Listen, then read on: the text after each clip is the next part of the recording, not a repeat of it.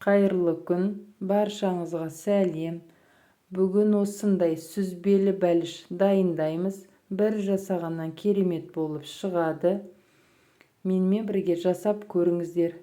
Ең алдымен бөлме температурасындағы жұмсақ сары май, оның үстіне қант, жұмыртқа, қаймақты салып бір келкі болғанша араластырамыз.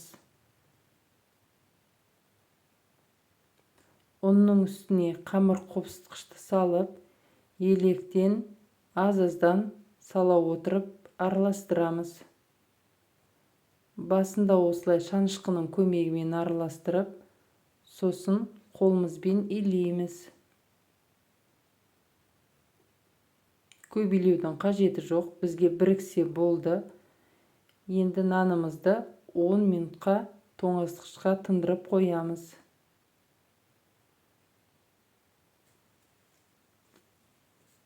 Оған дейін салмасын дайындаймыз. Сүзбе, оның үстіне қант, қаймақ саламыз.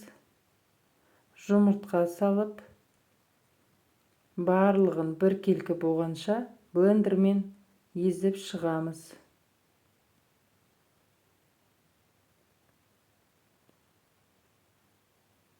Қалауларыңыз бойынша ванилин қоссаңыздар да болады.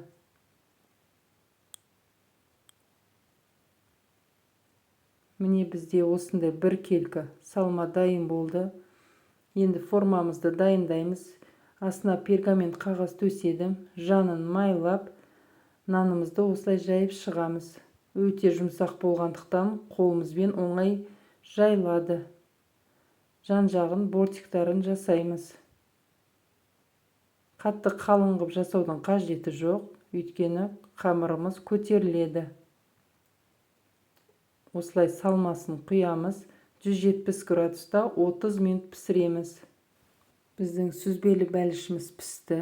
Енді суыған соң формадан шешеміз. Өте керемет, сондай нәзік, сондай дәмді болып шығады. Міндетті түрде осы рецептпен жасап көріңіздер. Видеоның соңына дейін көрсеңіз, лайк басып тіркеліп кетуді ұмытпаңыз.